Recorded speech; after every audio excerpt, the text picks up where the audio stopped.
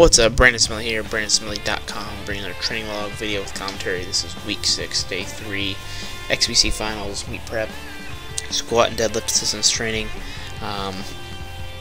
Back to what I was pretty much doing prior to the deload, starting with more sets, lighter percentage work on the speed stuff, and it'll gradually get heavier over the last course of prep.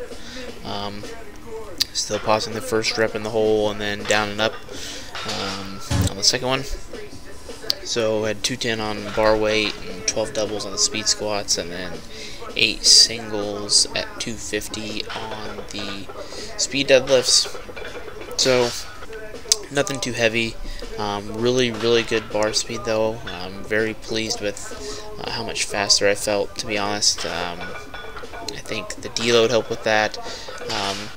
Spending more time actually using these bands of the speed work, my body has adapted, and basically I've gotten faster, so it doesn't feel as bad, and that's a really good thing going into the meet.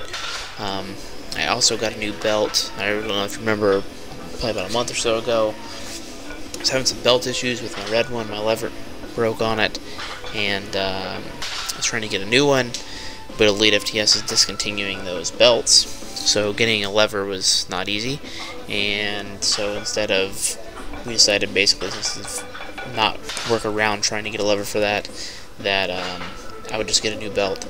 And I'm a creature of habit. I like doing a lot of things very similar, especially if they work or there's nothing wrong with them. I mean, I have no problem keeping things for a long time. If there's nothing wrong with it, I can continue to use it. But opted to go with a new belt, and considering I'm going to be using it long term, decided that I'd give it a go today. Weights are sub-maximal, just working on speeds. I mean, I'm not handling anything heavy. See how it felt, kind of give it a little bit of break-in time. And this belt's phenomenal. I'm actually going to try to wear it at the meet. I'm going to try to wear it every training session until then, and just kind of work with it on my hands a little bit to break it in.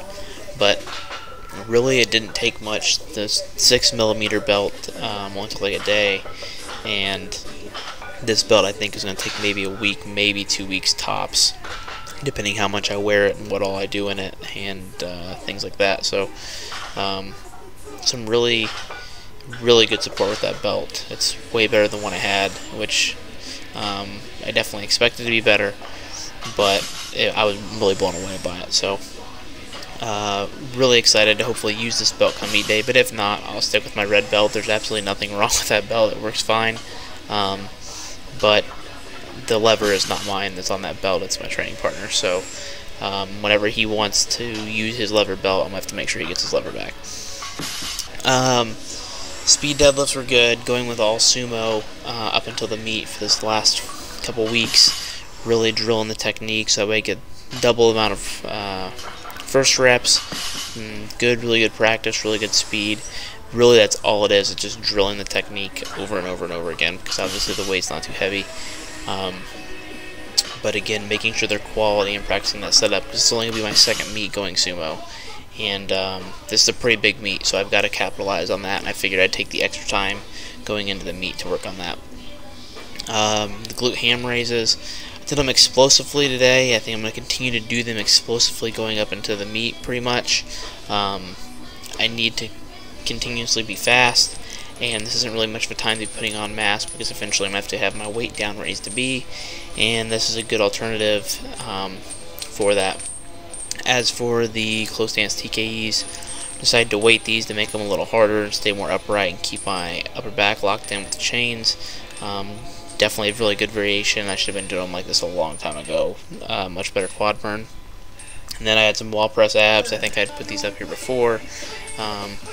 But basically put a chain on my leg this time, and holding the out position for 5 seconds, and then the 90-90 position for 3 seconds, and did that for 5 reps and for 3 sets. So really tough ab variation, trying to keep that low back plastered to the floor while pressing into the wall. So it's a lot of stuff like Chris Duffin talks about with his spinal stabilization. This mimics that exactly perfectly, because you do not want that lumbar spine to round in the bottom when your legs go out, or however you choose to make it difficult. The idea is to brace as hard as possible for those 5 seconds, just like in a squat. That's all I've got. Thanks for checking in, and as always, keep my training logs on EliteFTS.com.